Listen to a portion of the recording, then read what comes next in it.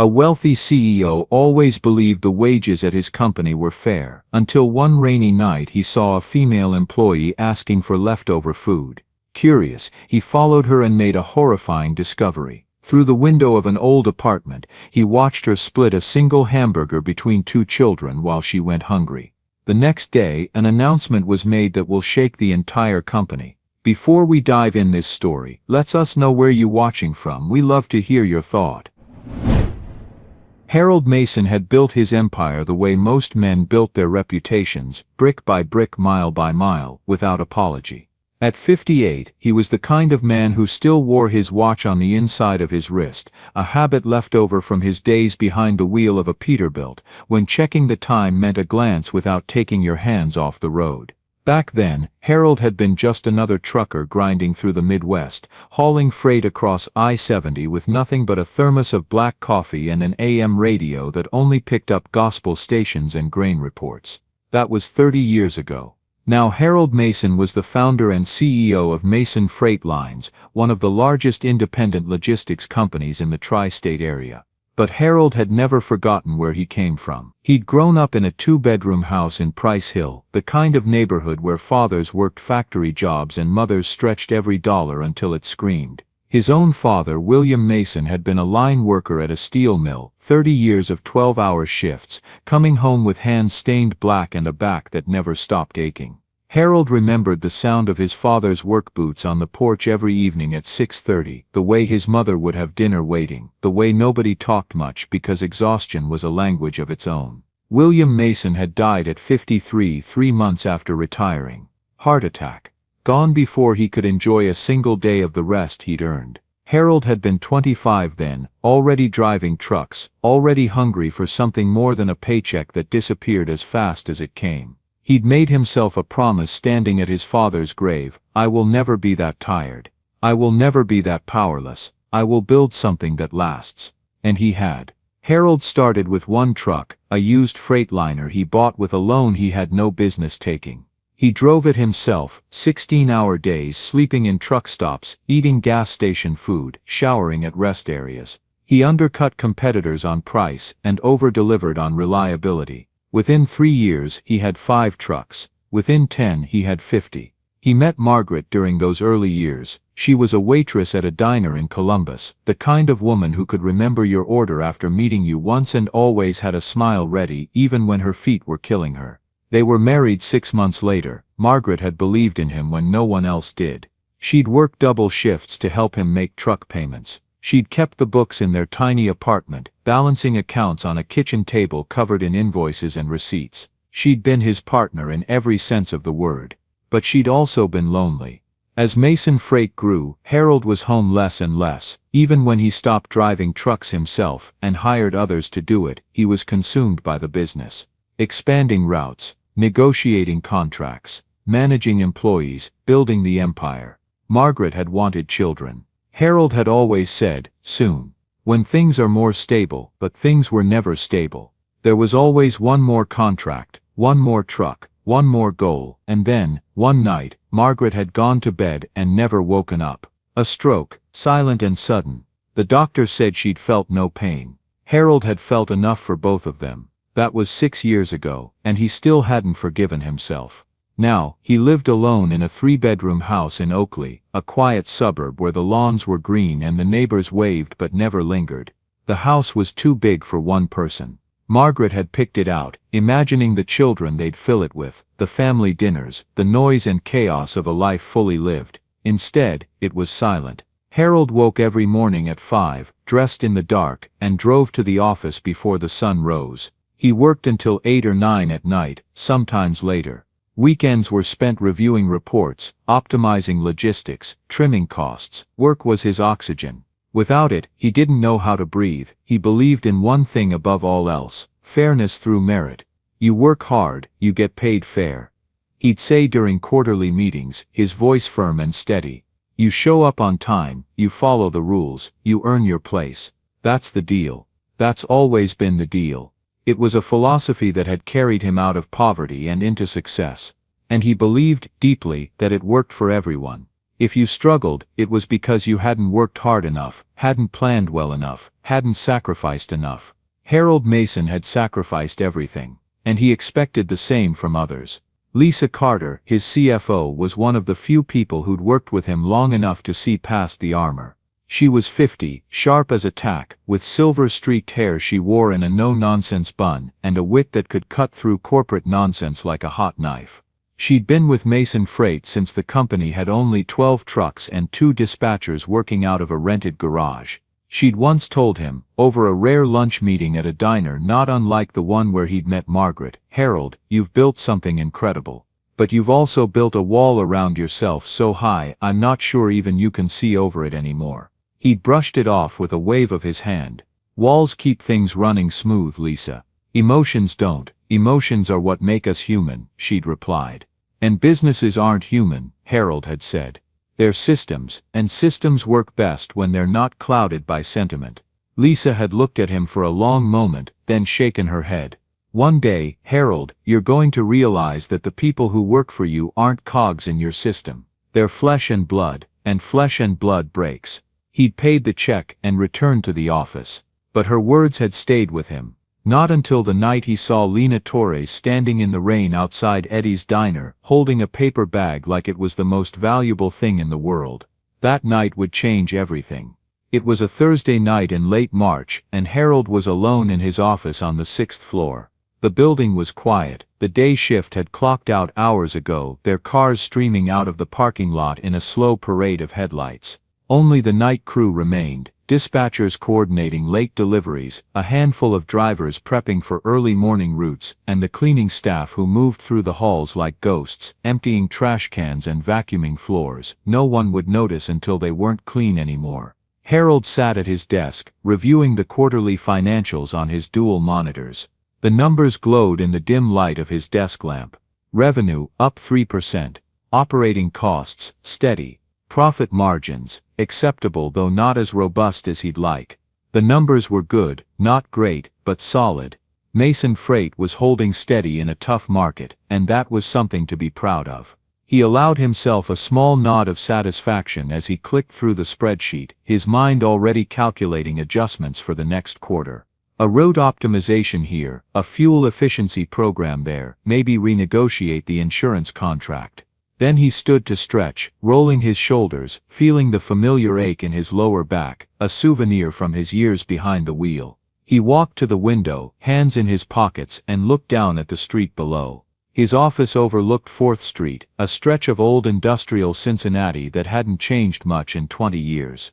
The buildings were red brick and concrete, built in an era when American manufacturing was king, and neighborhoods like this one hummed with round-the-clock productivity. Some of the old factories were abandoned now, their windows dark and broken. But others had been repurposed, converted into lofts or offices, or in one case, a craft brewery that Harold had never visited. Directly across from the Mason Freight building was Eddie's Diner, a cramped little place wedged between a closed-down pawn shop and a tire repair garage. The diner had been there longer than Harold had owned the building.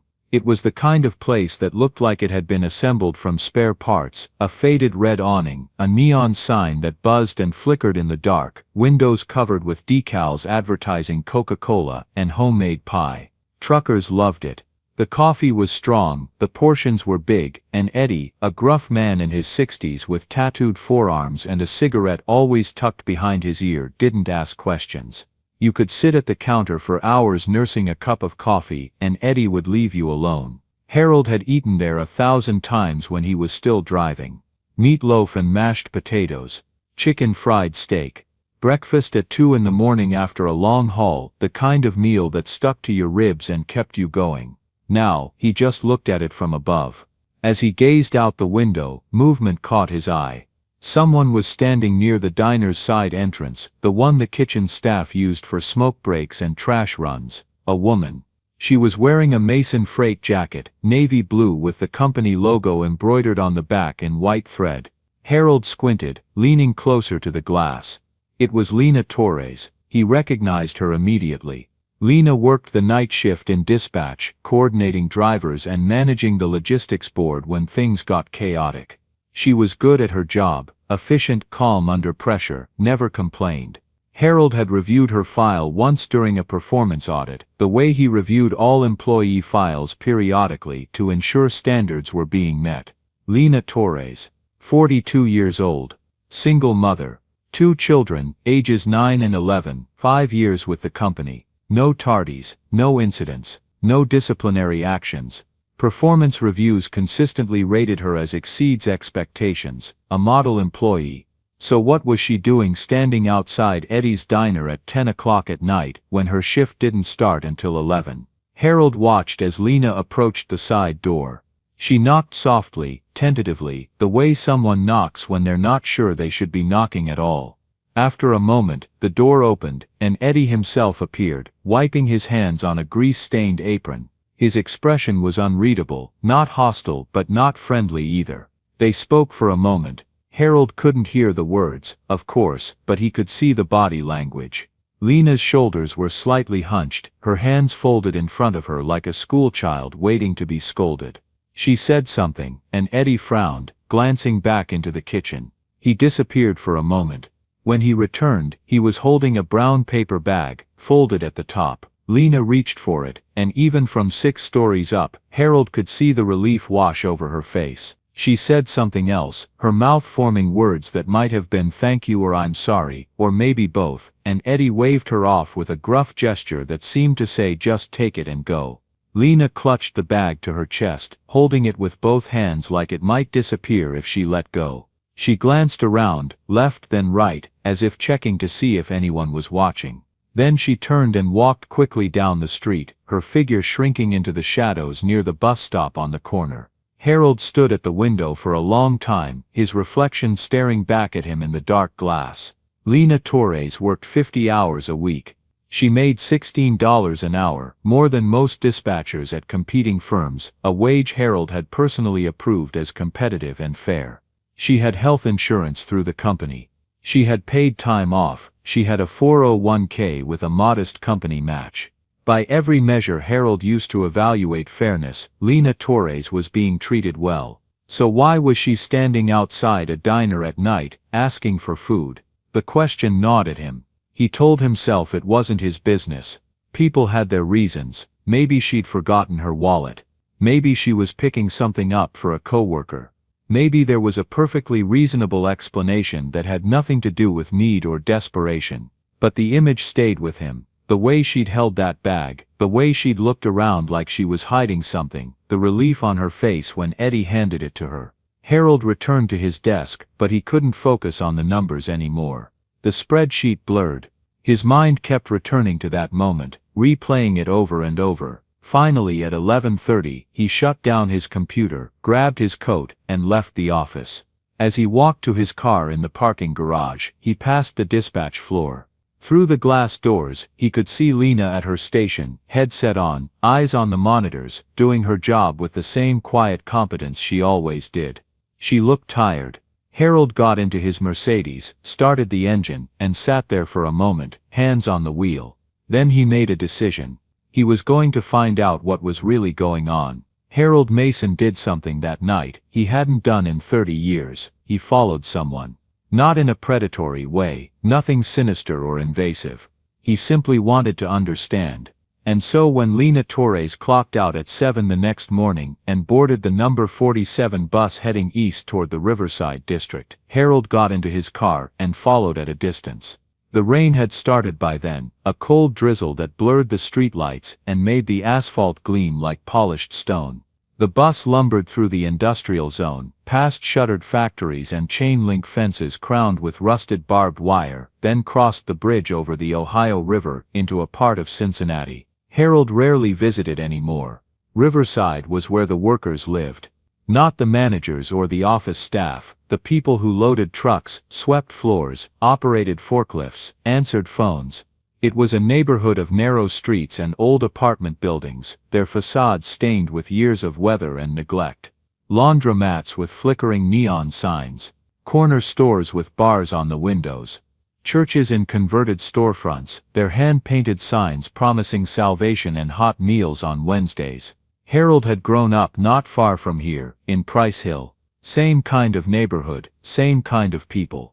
He remembered what it felt like to count quarters for the laundromat, to buy dented cans at the discount grocery store, to walk past houses and wonder if his family would ever afford one. He'd escaped, worked his way out, mile by mile, paycheck by paycheck.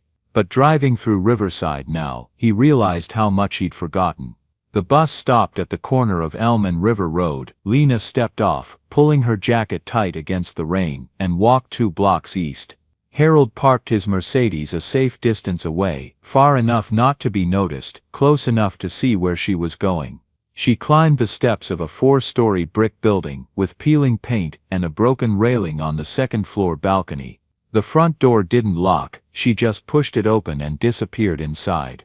Harold sat in his car, wipers thumping rhythmically, rain drumming on the roof. He didn't know what he was doing here.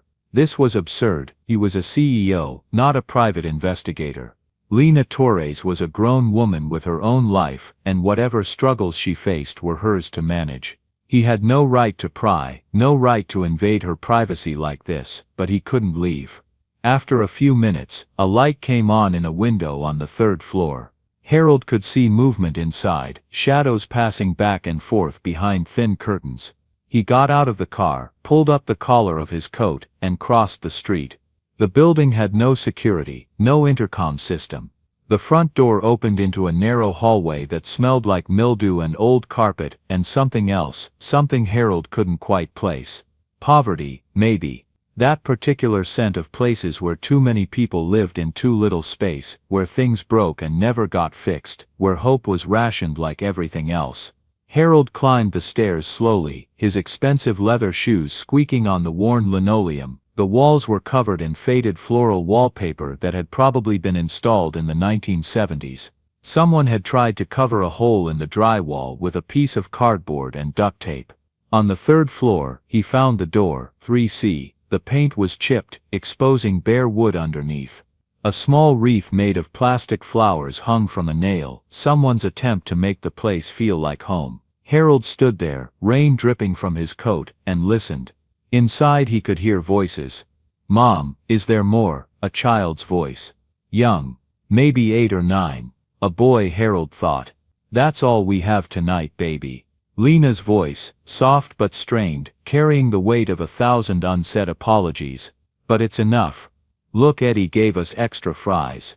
Can I have the fries?" Another voice, slightly higher. A girl. "You can have half. Your brother gets the other half.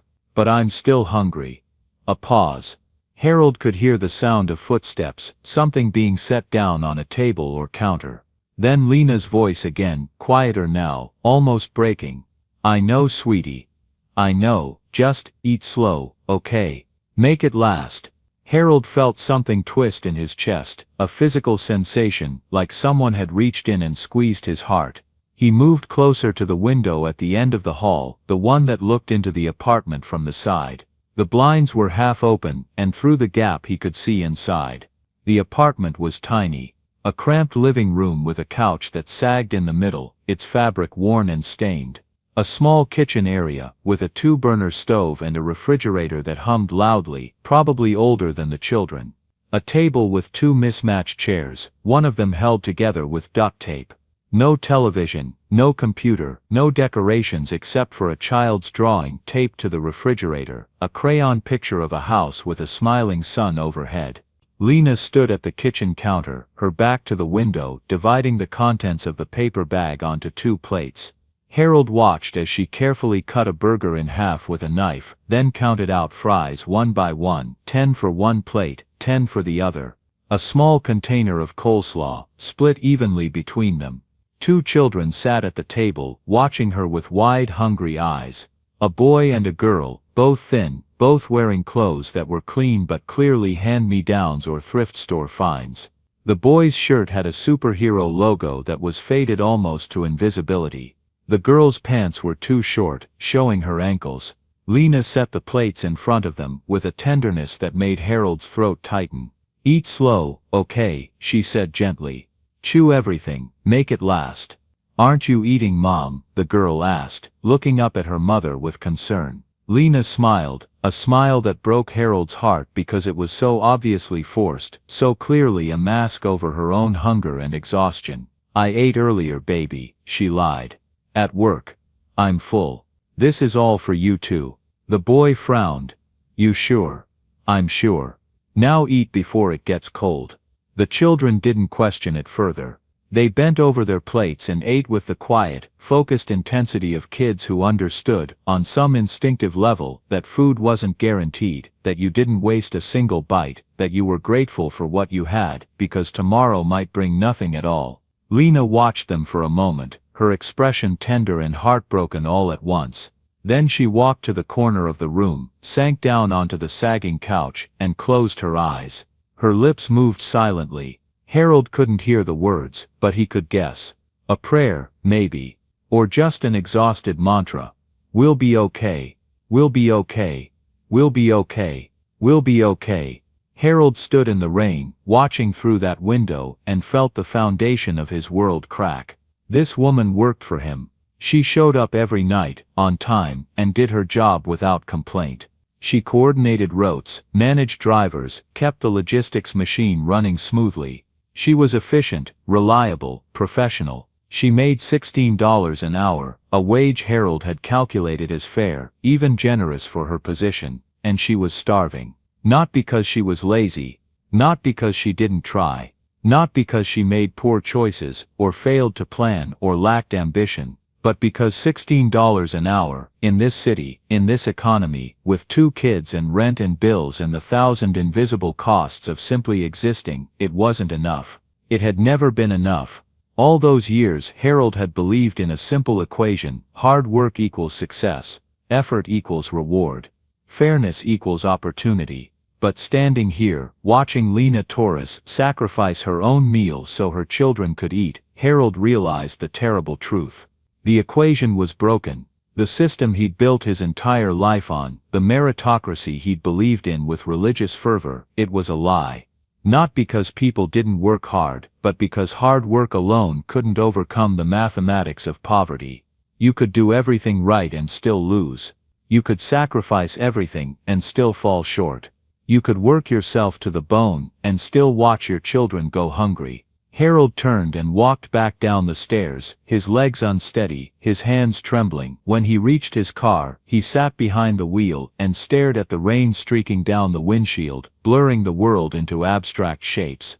For 30 years he'd been proud of what he'd built, proud of his success, proud of his fairness, but now for the first time in his life, Harold Mason felt ashamed.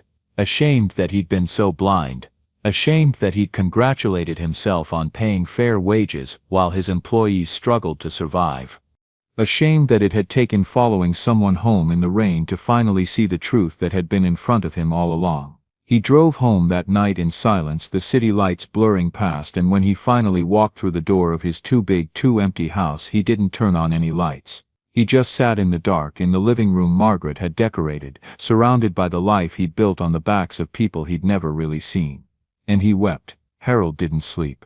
He lay in bed staring at the ceiling, replaying the image of Lena dividing that burger, counting out those fries, smiling at her children like everything was fine when everything was falling apart. He thought about his father, William Mason, coming home from the steel mill every night with hands that never stopped aching. He thought about his mother stretching every dollar, making soup from leftovers, darning socks because new ones were a luxury. He thought about himself as a young man driving through the night with an empty stomach and a full tank because gas was more important than food. He'd escaped that life, clawed his way out, built something, but he'd forgotten the cost.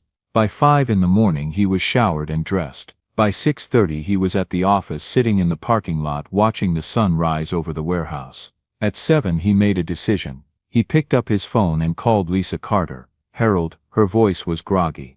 "It's 7 in the morning, I know, I need you at the office. Now, what's wrong?"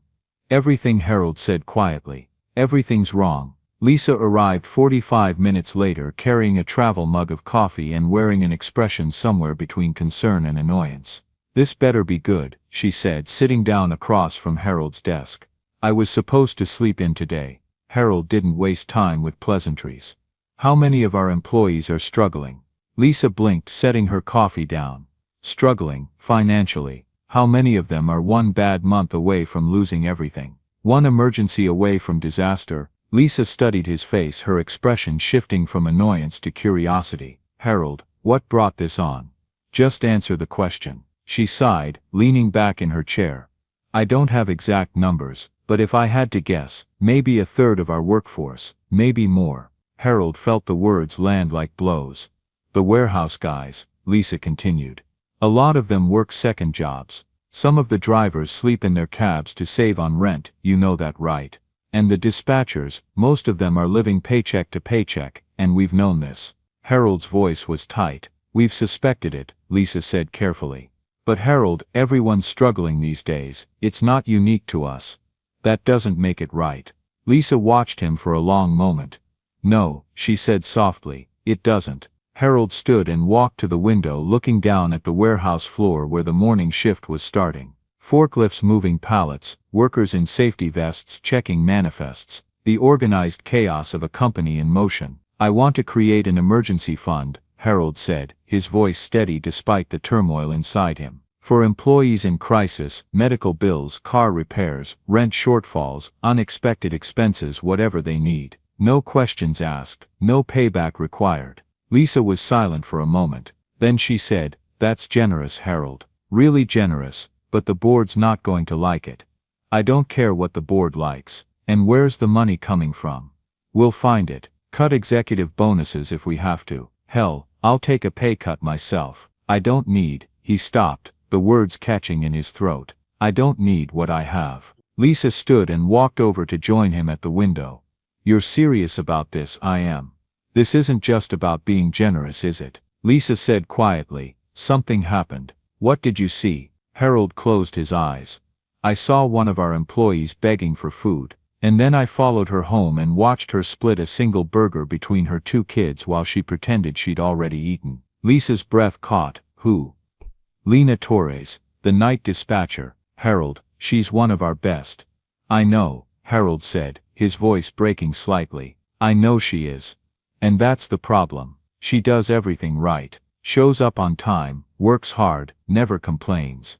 And she's starving, Lisa. She's starving because we pay her $16 an hour and tell ourselves it's fair. Lisa was quiet for a long time. When she finally spoke, her voice was gentle. What do you want to do? Harold turned to face her. I want to fix it. I don't know how, exactly. But I want to start by actually listening. By understanding what people need instead of assuming I know. By building something that doesn't just move freight, it moves people toward stability, toward dignity. Lisa nodded slowly.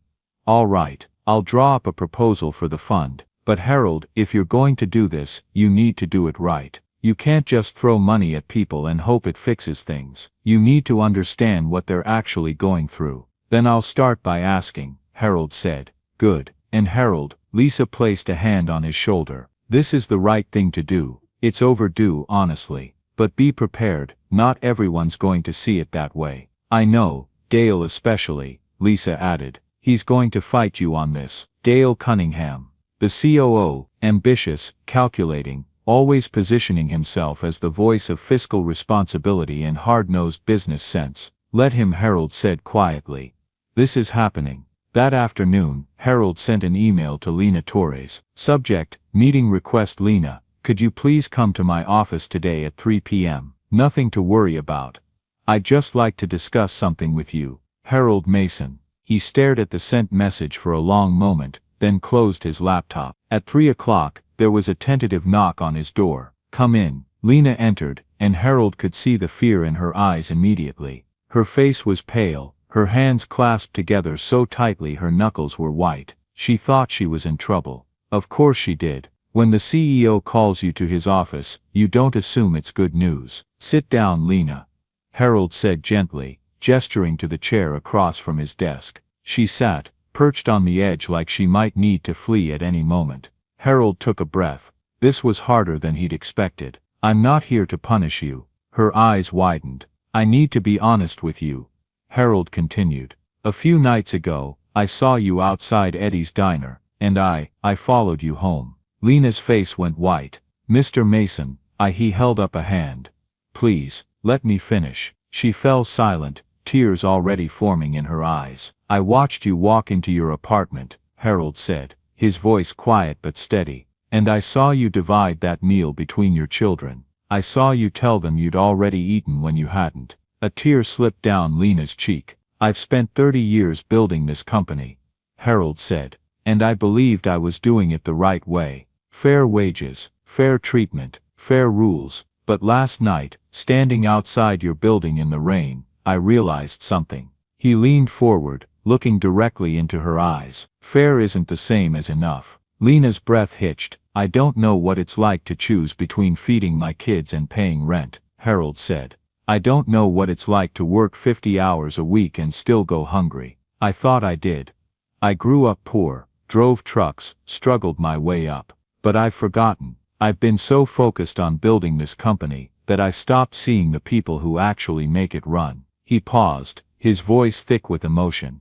I saw you last night, Lena, and I realized I've been blind. We've all been blind. Lena wiped her eyes with the back of her hand, her voice barely a whisper.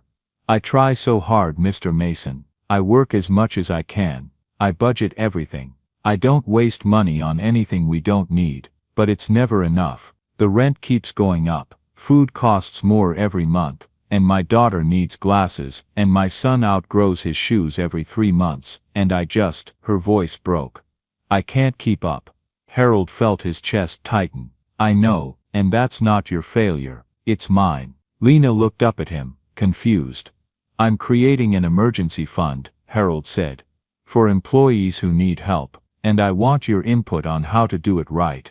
But more than that, I want to change how this company operates. I want to make sure that people who work here, people like you, who show up every day and give everything they have, don't have to choose between feeding their kids and keeping a roof over their heads. Lena stared at him, tears streaming down her face.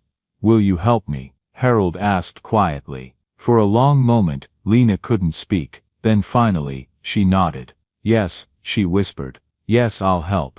Harold felt something loosen in his chest, a weight he didn't know he'd been carrying for years. Thank you, he said. When Lena left his office 20 minutes later, her eyes were still red, but there was something else there too, something Harold hadn't seen before. Hope. He sat alone after she was gone, staring at his hands. These were the hands that had signed 1,000 contracts, built an empire, controlled every detail. But they'd never done anything truly kind, until now. 2 weeks later, Harold stood in the boardroom on the 6th floor, facing the 12 people who made up Mason Freight's board of directors. Lisa sat to his right, a thick folder in front of her. Lena sat near the back, looking nervous but determined. Harold had insisted she attend. This was her fight too. Dale Cunningham sat at the far end of the table, arms crossed, his expression somewhere between skeptical and hostile. Harold clicked a button, and the projector screen behind him lit up.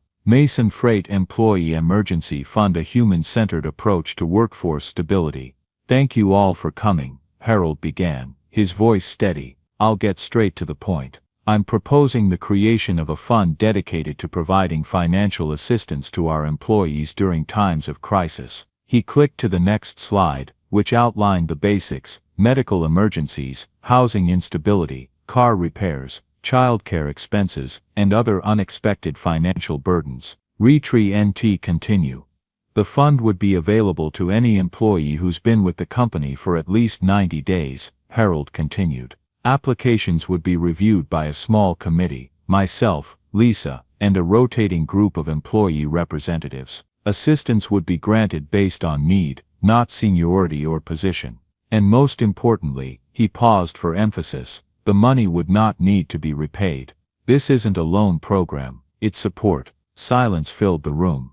Then Dale spoke, his voice dripping with calculated skepticism. And where exactly is this money coming from? Harold had expected this. We'll reallocate funds from several sources. First, executive bonuses will be reduced by 30% across the board. Second, I'm taking a 25% pay cut, effective immediately. Third, we'll redirect a portion of our marketing budget. You're cutting executive compensation. One of the board members, a man named Richard Stoltz who owned a small percentage of shares, looked alarmed. Harold, That's going to create morale issues at the leadership level.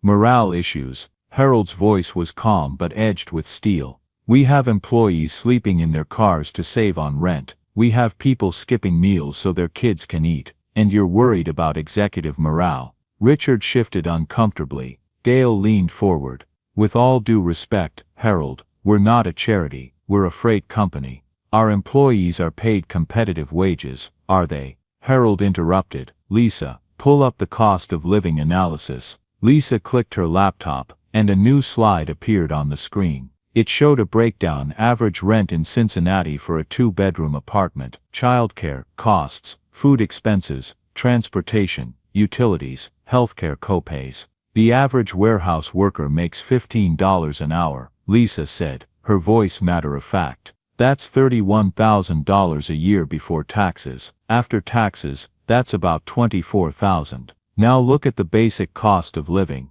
The numbers on the screen told a brutal story. Rent alone consumed nearly half of that income. Add food, utilities, transportation, and healthcare, and the math didn't work. There was nothing left for emergencies, nothing left for savings, nothing left for life beyond mere survival. So when we say we pay competitive wages, Lisa continued, what we really mean is we pay the same insufficient wages as everyone else. We're competing to see who can exploit their workers most efficiently. The room went silent. Patricia, the older board member who'd supported Harold's instincts before, spoke up. I think this is worth exploring. Turnover is expensive. If we can improve retention and loyalty through programs like this, it might actually save us money in the long run.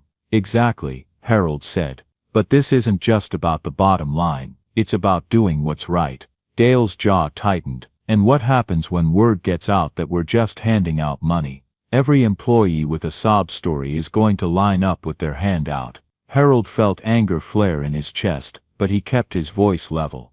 First of all, Dale, these aren't sob stories. These are people's lives, real struggles, real pain. And second, we're not handing out money. We're providing emergency assistance to people who work for us, who make this company possible, who deserve to live with dignity.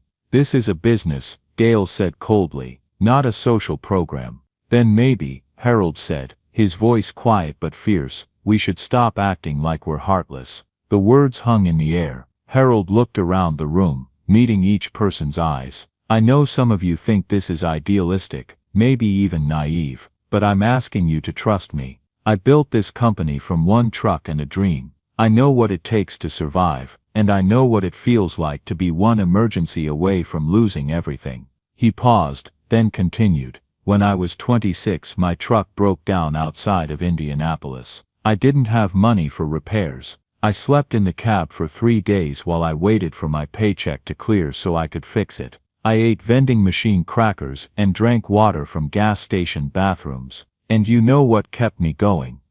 The room was silent, the belief that if I just worked hard enough, things would get better. And they did for me.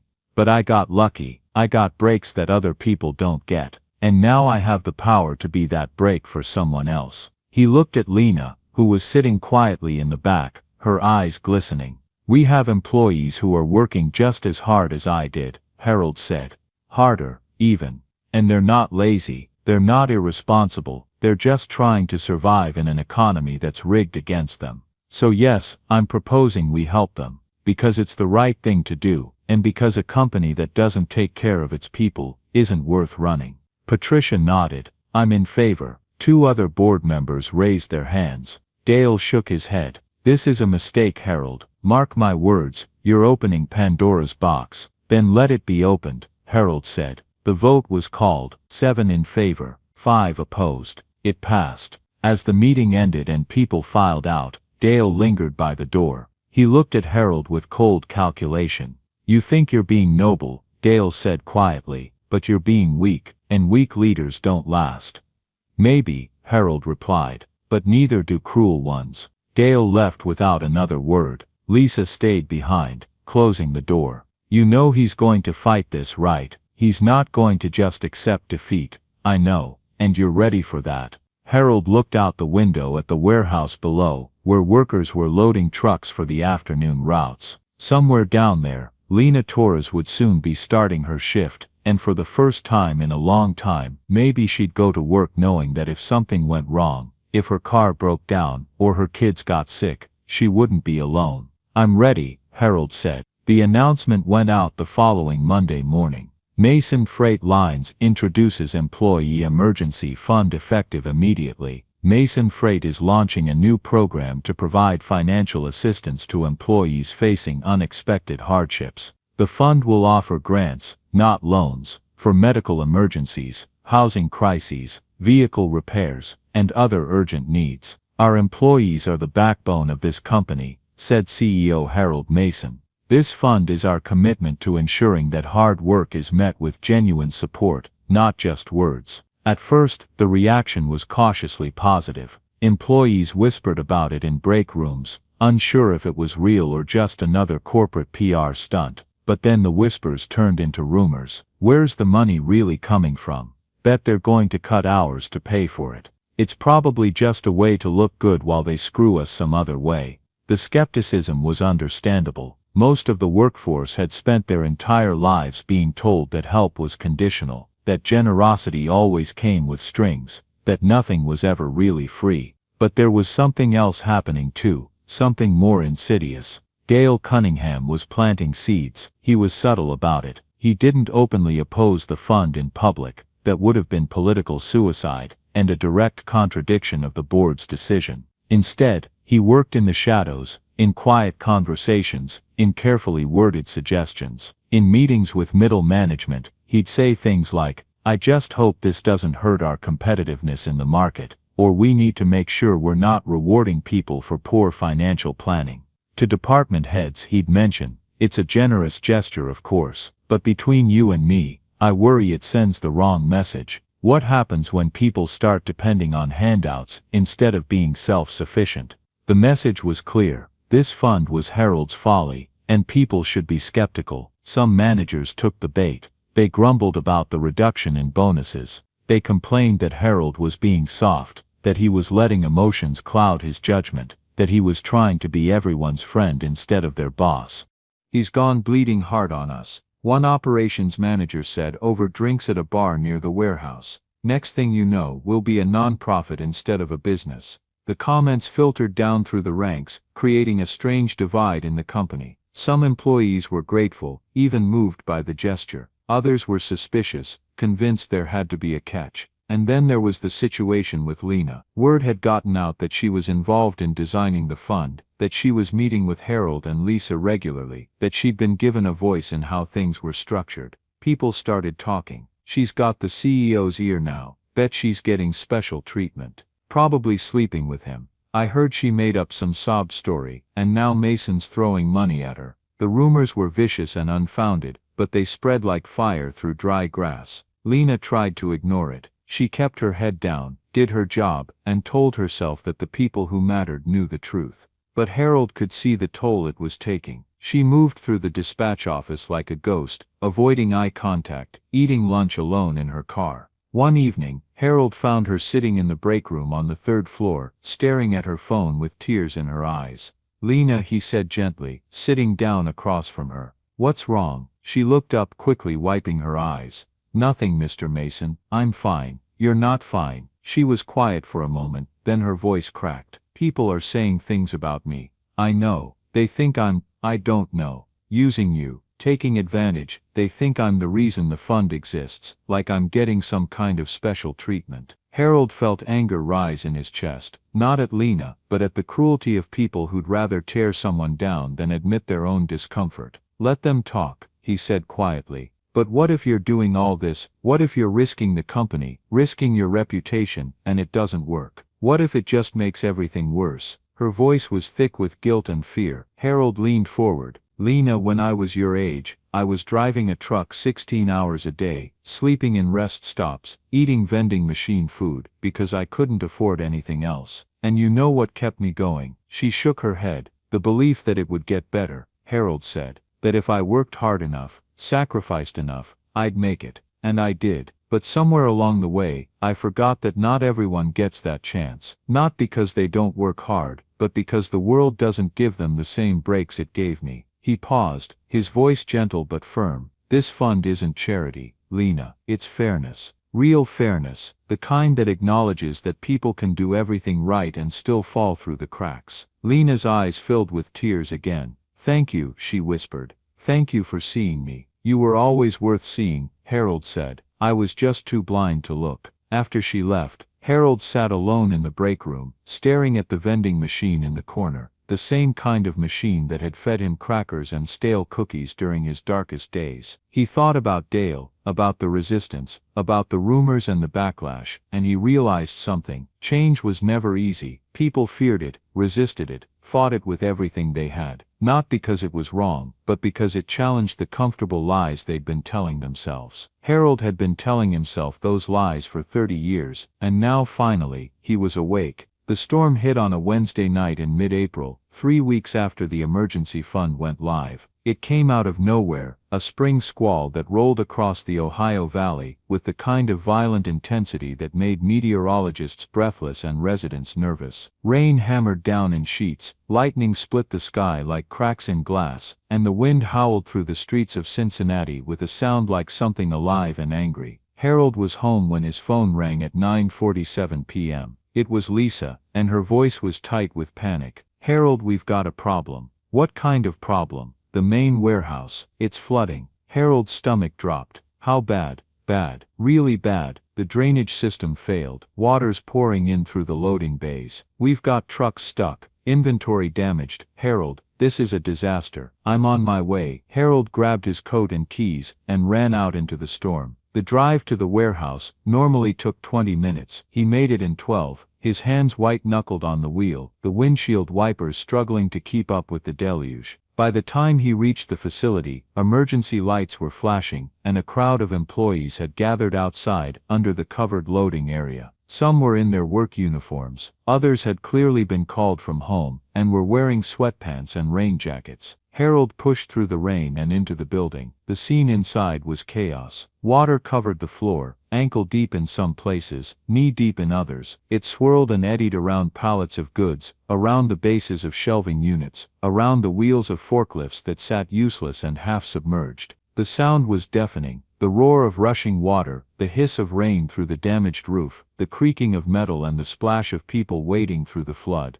Lisa met him near the dispatch office, soaked to the skin and frantic. The pumps aren't working. The drainage valves are jammed shut. Jammed? How is that possible? I don't know. Maintenance says they were inspected and certified fine, just 2 days ago. Harold waded through the water, feeling it seep into his expensive leather shoes, soaking through his pants. Around him, workers were trying to salvage what they could, moving boxes to higher ground, securing equipment, forming chains to pass goods hand to hand away from the worst of the flooding. But it was too late for most of it. Thousands of dollars in inventory, maybe hundreds of thousands destroyed, pallets of electronics, ruined, boxes of textiles, soaked through. And the trucks that should have been on the road making deliveries were trapped, which meant missed deadlines, broken contracts, angry clients threatening to take their business elsewhere. This could ruin them. Harold felt the weight of it pressing down on him, all those years of work, all that careful building, all that progress, threatened by one night of disaster. And then he saw Dale. The COO emerged from the back office, his expression grim but oddly satisfied, like a man who'd been proven right and was trying not to gloat about it.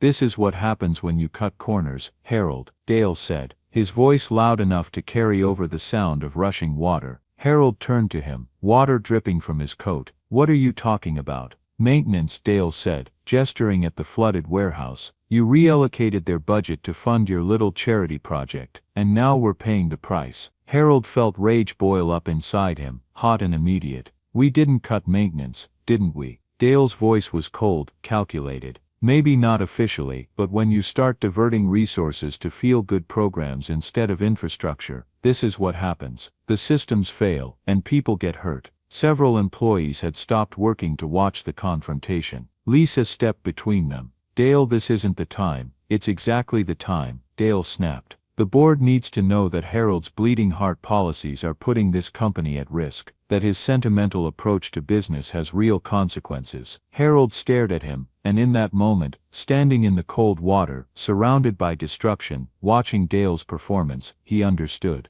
This wasn't an accident. This was sabotage. Get out, Harold said quietly. Dale blinked. What? Get out of this building. Now Dale's face twisted with anger, and something else was that fear. You can't just I'm the CEO, Harold said, his voice like iron, and I'm telling you to leave, now. For a moment Dale looked like he might argue. Then he turned and waded toward the exit, disappearing into the rain. Harold turned to Lisa, water dripping from his hair. Check the drainage valves. I want to know exactly what happened. Get maintenance, get whoever you need, but I want answers. Harold, do it. Lisa nodded and splashed away toward the mechanical room. Harold stood in the middle of the flooded warehouse, looking around at the devastation, and felt something harden inside him. If Dale thought he could destroy what they were building, if he thought fear and sabotage could stop progress, he was wrong. For the next 6 hours, Harold worked alongside his employees to salvage what they could. Lena showed up at midnight, even though she wasn't scheduled to work. I heard what happened, she said simply, rolling up her sleeves. What can I do? Within an hour, a dozen more workers had arrived. Drivers who'd been home with their families, warehouse staff who'd seen the news, dispatchers who'd gotten calls from co-workers. They came without being asked. They formed human chains, passing boxes hand to hand. They dragged pallets to higher ground. They used push brooms to redirect water. They moved trucks to the upper lot. They worked in cold water, in soaking clothes with aching muscles and exhausted bodies. And Harold worked beside them. He hauled boxes until his back screamed. He waded through knee-deep water until he couldn't feel his legs. He organized crews, directed efforts, made decisions on the fly about what could be saved and what had to be abandoned. At some point, one of the younger warehouse workers, a kid named Marcus who couldn't be more than 22, looked at Harold and said, Mr. Mason, you don't have to do this. You're the boss. Harold looked at him, water dripping from his face. So are you. We're all the boss of keeping this place alive. Marcus stared at him for a moment, then grinned and went back to work. By 3 in the morning, they'd moved everything salvageable to dry areas. The water was still there, still flooding the main floor, but they'd stopped the bleeding as much as they could. Harold sat on a loading dock, his clothes soaked, his hands raw, his body aching in ways he hadn't felt in decades. Lena sat down beside him, equally exhausted. Thank you, Harold said quietly. For what? For coming, for helping, for still believing this is worth saving. Lena looked at him with tired but warm eyes. Mr. Mason, you gave me hope when I had none. You saw me when I felt invisible. There's nowhere else I'd rather be than helping you save what we built. Harold felt his throat tighten. Around them, other workers were sitting in small groups, drinking coffee someone had brought in large thermoses, eating granola bars and sharing quiet words. They were exhausted. They were soaked. They'd spent hours doing back-breaking work for no extra pay. But they were smiling, because for once, they weren't just cogs in a machine. They were people fighting for something that mattered. And that, Harold realized, was what he'd been missing all along. At 4 in the morning, Lisa found him. Harold, she said quietly, we need to talk. He followed her to the maintenance room, where 2 workers were standing near the drainage valve system, their faces grim. Show him, Lisa said. One of the maintenance workers, a man named Roy who'd been with the company for 15 years, pointed to the main valve. Someone manually closed these, and they disabled the sensors so the automatic system wouldn't kick in. Harold felt ice run through his veins. Are you sure? Positive. This wasn't a malfunction. This was deliberate. Who had access? Roy and Lisa exchanged a look. Management level only, Roy said. And according to the logs, Dale Cunningham was down here 2 days ago with a contractor. Said they were doing an inspection. Harold's jaw tightened. What contractor? Not one of our regulars, Lisa said. Paid in cash. No official records filed with HR. I'm still tracking down who he actually was. Harold stood there, staring at the closed valves, and felt the last piece of the puzzle click into place. Dale had done this. He'd sabotaged the warehouse, created a crisis, and planned to use it to turn the board against Harold, to prove that compassion was weakness, that caring about people was bad for business. He'd been willing to destroy the company, just to be right. We need to call the board, Harold said quietly, and we need evidence. Real ironclad evidence. Lisa nodded. I'm already on it. It took 3 days to piece together the full truth. Lisa worked around the clock with the maintenance team, security personnel, and an outside investigator. They reviewed surveillance footage, checked access logs, interviewed workers, and traced the mysterious contractor Dale had hired. What they found was damning. Dale had hired a man named Rick Paulson, a former facilities manager with a history of working under the table to inspect the drainage system. Paulson had closed the valves and disabled the sensors, making it look like a system failure. He'd been paid $3,000 in cash, with no paper trail. Dale's plan had been elegant in its cruelty: create a disaster, blame it on Harold's reckless spending on the emergency fund, use the board's panic to force Harold out, and position himself as the pragmatic leader who could restore order. It had almost worked. The emergency board meeting was called for Friday afternoon, exactly 1 week after the flood. Harold stood at the head of the conference table, Lisa beside him, a thick folder of evidence in front of him. Lena sat near the back again, her presence a quiet reminder of what they were fighting for. Dale sat across from Harold, his face calm, confident, like a man who'd already won. "Before we begin," Harold said, his voice steady and controlled, "I want to acknowledge that last week's flood was a disaster. We lost over $400,000 in inventory. We missed deliveries, we damaged relationships with clients. That's on me as CEO." Dale leaned back slightly, a faint smile playing at the corners of his mouth. But Harold continued, opening the folder. "It wasn't an accident." The smile faded. Harold slid a stack of documents across the table. "These are the maintenance logs. The drainage system was inspected and certified as fully functional 48 hours before the flood.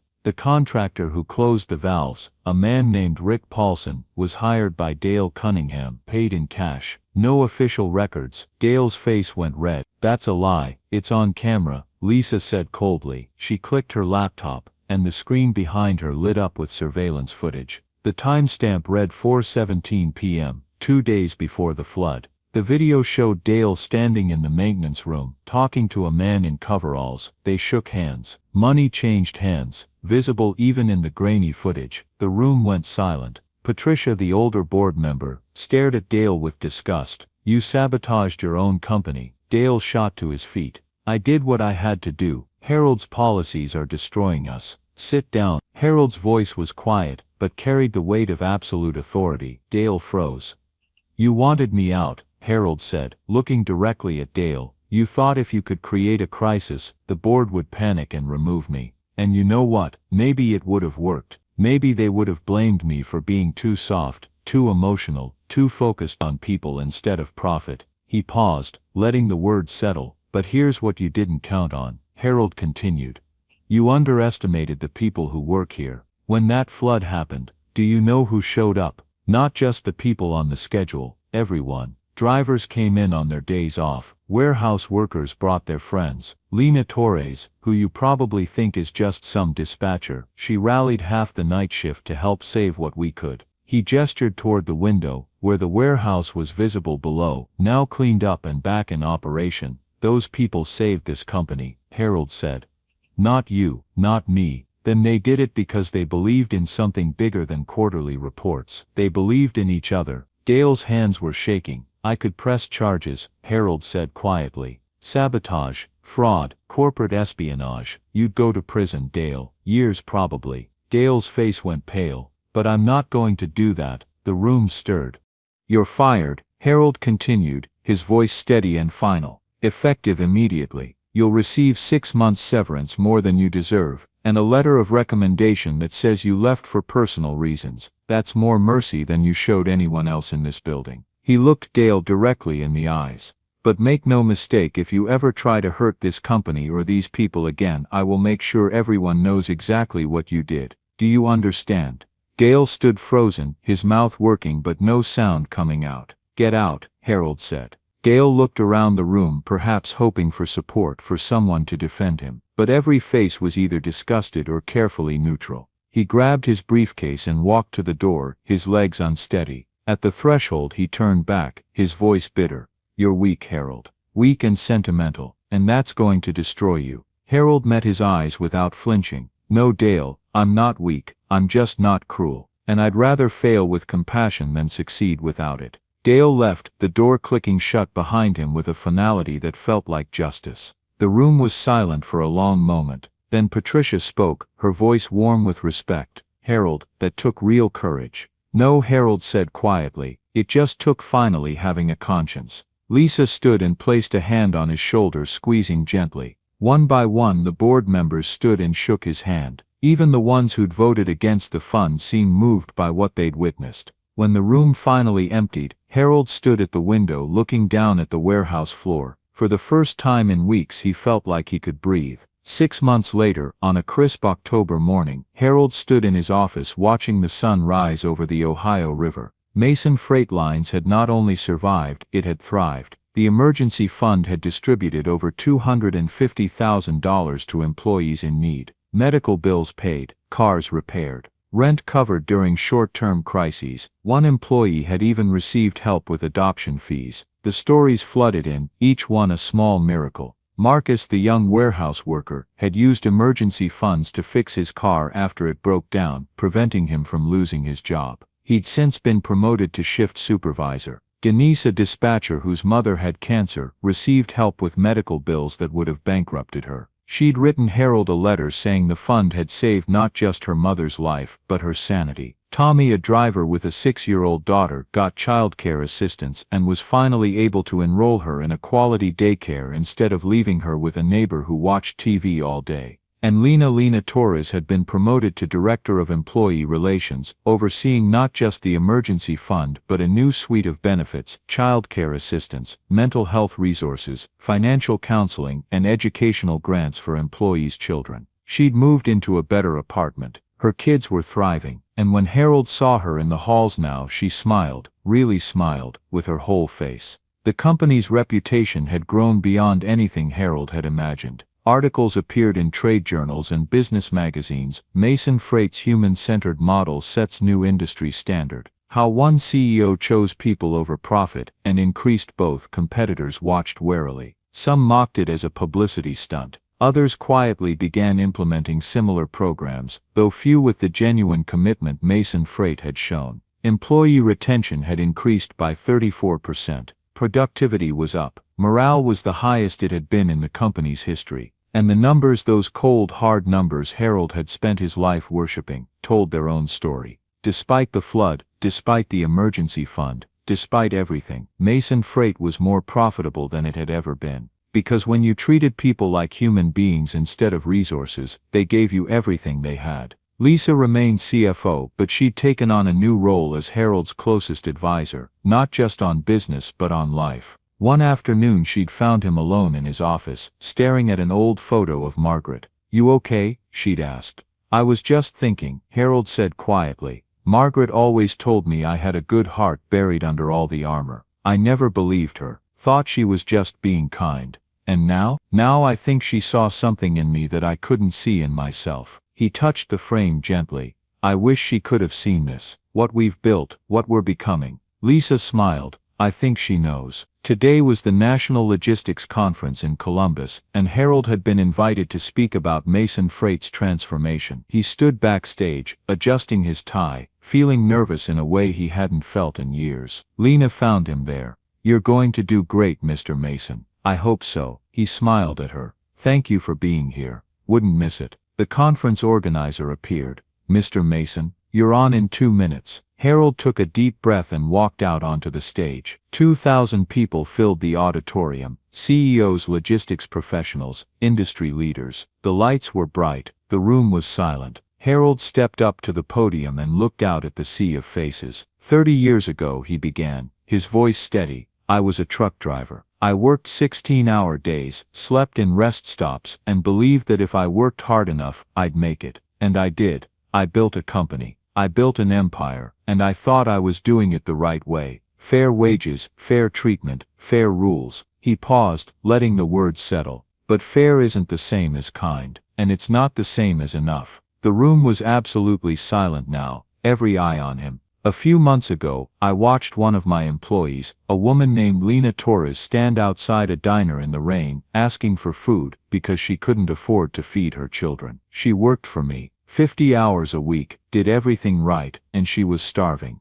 He could see some people shifting uncomfortably in their seats. "That night I realized something I should have understood years ago. I'd spent 3 decades building a company, but I'd forgotten to build a community. I'd paid people fairly, or what I told myself was fair, but I hadn't cared about them. Not really. I'd seen them as employees, as resources, as numbers on a spreadsheet. I'd forgotten they were human beings. Harold gripped the podium, his voice growing stronger. So we changed. We created an emergency fund for employees in crisis. We started listening, really listening to what people needed. We stopped pretending that wages alone were enough, and we started treating our employees with the dignity they deserved. And you know what happened? He paused for effect. The company got stronger, retention increased, productivity soared, morale transformed. We became more profitable, more competitive, more successful than we'd ever been. Because here's the truth that nobody wants to admit: taking care of people isn't soft, it's not weakness, it's not charity, it's good business. The applause started slowly, then built into a roar that filled the auditorium. Harold waited for it to quiet down, then continued.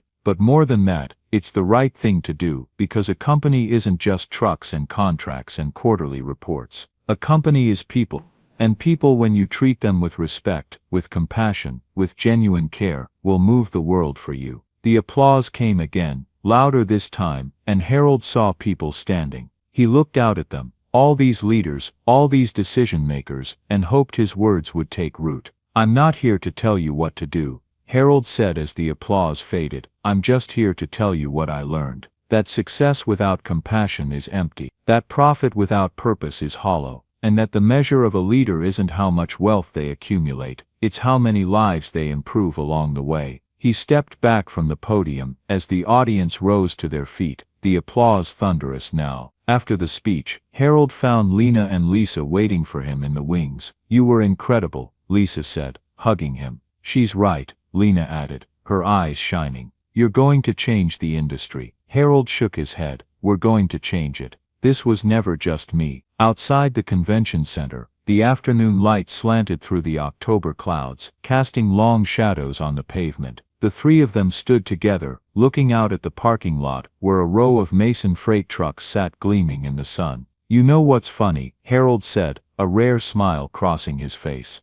"What?" Lisa asked. "I spent 30 years believing success was about control, about systems and rules, and keeping everything running like clockwork. About being hard and fair, and never letting emotion cloud judgment." He paused, watching the light play across the trucks. "Now I know it was always about care, about seeing people, about understanding that fairness without compassion isn't really fairness at all." Lena squeezed his arm. "Better late than never." "Took you long enough," Lisa added, with a grin. Harold chuckled, a real laugh, warm and genuine. "Come on, let me buy you both dinner. A real dinner." As they walked toward the parking lot, Harold felt something he hadn't felt in years, maybe ever. Peace. Not the peace of completion, but the peace of purpose. Not the peace of having arrived, but the peace of finally traveling in the right direction. They drove back to Cincinnati together, Lisa at the wheel while Harold sat in the passenger seat and Lena in the back. They talked about the conference, about the reaction to Harold's speech, about the future of the company. "I got 3 emails during your talk," Lisa said, glancing at her phone at a red light. "2 other CEOs want to know how we structured the fund. 1 journalist wants to do a feature story." "Good," Harold said. "The more companies that do this, the better." "You're not worried about losing your competitive advantage?" Lisa asked with a knowing smile. "If being decent to people is a competitive advantage," Harold replied, "then the whole system is broken. Better to fix the system than hoard the advantage." Lena leaned forward from the back seat. "Mr. Mason, can I ask you something?" "Of course." "And Lena, call me Harold," she smiled. "Harold, then what made you follow me that night? What made you actually look?" Harold was quiet for a moment, watching the city slide past the window. "Honestly, I don't know. Maybe it was exhaustion. Maybe it was grief. I'd been thinking about Margaret a lot that week. Maybe it was just time for me to wake up." "Well," Lena said softly, "I'm grateful you did. You changed my life. My kids' lives. You gave us hope when we had none." Harold felt his throat tighten.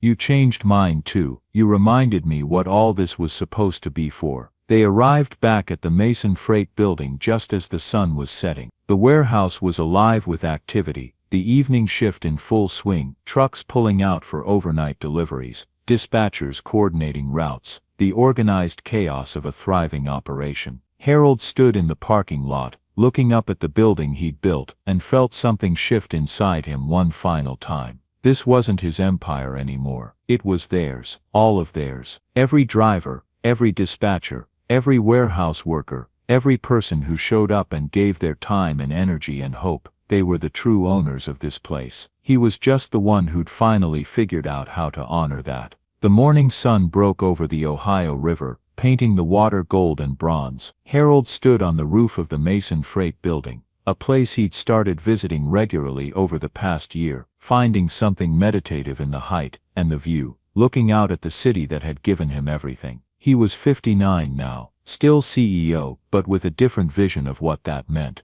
The emergency fund had become permanent, expanded into a full employee assistance program with multiple tiers of support. Mason Freight had partnered with Cincinnati State Technical College to offer tuition reimbursement for workers who wanted to upskill. They'd opened an on-site health clinic offering free basic health care, flu shots, and mental health counseling. The changes had cost money, real money, but the return had been undeniable. Turnover was down 47% year over year. Productivity was up across every metric. Safety incidents had dropped by 30%. And the company's reputation had attracted top-tier clients who specifically wanted to work with a business that treated people with dignity. Mason Freight had been featured in Harvard Business Review, on NPR's Marketplace, and in a documentary about the changing American workplace. But more important than any of that were the lives that had been steadied when they were shaking, the lives that had been lifted when they were falling,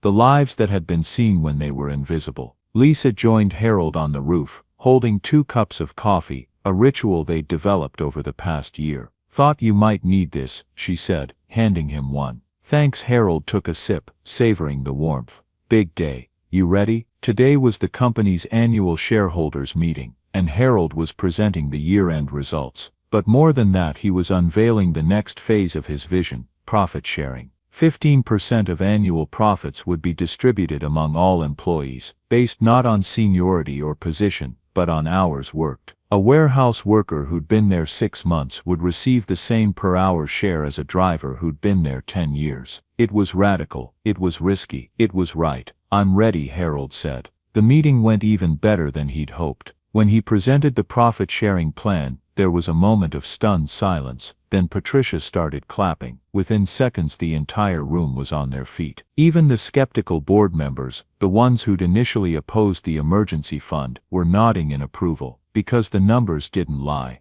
Mason Freight had just posted its most profitable year in company history. Revenue was up 23%, client retention was at 96%, employee satisfaction scores were the highest in the industry. After the meeting, as shareholders and board members mingled over coffee and pastries, Patricia pulled Harold aside. "You know what you've done, don't you?" she said, her eyes warm. "What's that?" "You've proven that the old model is obsolete, that you don't have to choose between profit and people, that taking care of your employees isn't just morally right, it's economically smart." Harold smiled. "I just wish it hadn't taken me 30 years to figure it out." "Better late than never," Patricia said, echoing Lena's words from months before. "And Harold, your father would be proud." Harold felt emotion swell in his chest. His father, William Mason, who'd worked himself to death in a steel mill, who'd never lived to see retirement, who'd believed that hard work should be rewarded but had never been rewarded himself. "I hope so," Harold said quietly. That evening, Harold did something unusual. He invited the entire night shift, all 47 employees, to a dinner at Prima Vista, an upscale Italian restaurant overlooking the city. When everyone was seated, Harold stood at the head of the long table and raised his glass. "I'm not much for speeches," he began, "but I wanted to say something." The room quieted. "A year and a half ago I thought I knew what it meant to run a company. I thought it was about efficiency, about fairness, about creating systems that worked. And in a way I was right, but I was also profoundly wrong." He looked around the table at the faces looking back at him, Lena, Marcus, Denise, Tommy, Roy, and so many others whose names he now knew, whose stories he now carried. "I was wrong because I forgot the most important thing. You're not employees, you're not resources, you're not line items on a budget, you're people. Human beings with dreams and fears and families and struggles. And when I finally understood that, when I finally really saw you, everything changed. His voice grew thick with emotion. You saved this company, not with your labor, though that matters. You saved it with your loyalty, your dedication, your willingness to believe that we could build something different, something better. So this dinner isn't a thank you, it's a celebration of you, of us, of what we've built together. He raised his glass higher, to Mason Freight, and to the people who make it more than just a company, who make it a community. To us, Lena called out, raising her glass. To us, the room echoed. They drank, and then the meal began. Pasta, and wine, and laughter and stories. Harold sat with his people, not at the head of the table but in the middle of it, listening to their jokes, their hopes, their lives. At one point, Lena leaned over and said quietly, "You know what the best part is?" "What's that?" "My daughter asked me the other day what I want to be when I grow up." Lena's eyes sparkled. She said, "Mom, you're already grown up." And I told her, "I know, baby, but it took me a long time to grow into who I was meant to be." She smiled at Harold. "That's what you gave us. The chance to grow into who we're meant to be." Harold felt tears prick his eyes. "You gave me the same thing." Later that night, Harold drove home alone, the windows down, the cool October air rushing through the car. When he arrived at his house in Oakley, he didn't go inside right away. Instead he stood in the driveway, looking up at the stars beginning to appear in the darkening sky. He thought about Margaret, about how she'd always believed in the man he could be, even when he couldn't see it himself. He thought about his father, about the calluses on his hands and the exhaustion in his eyes, and the dreams he'd never lived to see fulfilled. He thought about Lena and her children, about Marcus and Denise and Tommy and all the others whose lives had intersected with his, in ways that had changed everything. And he thought about himself, not the man he'd been, but the man he was becoming. Success, he'd learned, wasn't measured in dollars or market share, or the number of trucks with your name on the side. It was measured in lives touched, in dignity restored, in hope kindled when it had almost gone dark. It was measured in the quiet light of compassion, the kind of light that didn't blind or demand attention, but simply illuminated the path forward for anyone who needed it. Harold had spent 30 years building an empire, but in the last year and a half, he'd finally learned to build something that mattered. He walked inside, made himself a simple dinner, grilled cheese and tomato soup, Margaret's favorite, and sat at the kitchen table with a book. His phone buzzed with a text from Lisa. "Today was a good day, you should be proud." Harold smiled and typed back, "We should be proud. This is ours." Another text came through, this one from Lena, with a photo attached. It showed her 2 children, smiling at the camera, holding up report cards with straight A's. The message read, "They wanted me to tell you thank you. We're really okay now, Harold. Really truly okay." Harold stared at the photo for a long time, at those 2 smiling faces, at the life that had been rescued from the edge.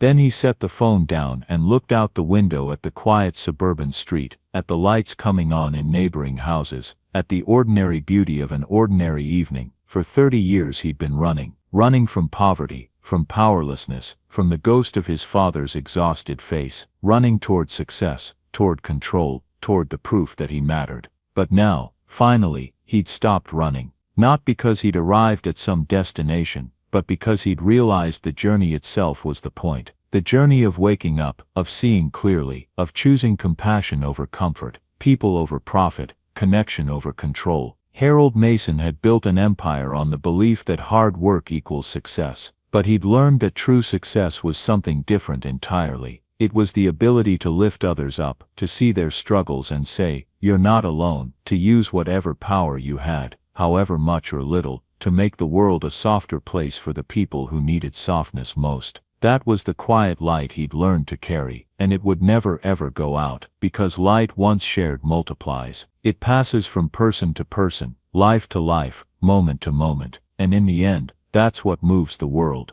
Not trucks or contracts or quarterly earnings, but light, the quiet, persistent transformative light of human kindness. Harold finished his soup, washed his dishes, and went upstairs to bed, and for the first time in 30 years he slept peacefully through the entire night. Join us to share meaningful stories by hitting the like and subscribe buttons. Don't forget to turn on the notification bell to start your day with profound lessons and heartfelt empathy.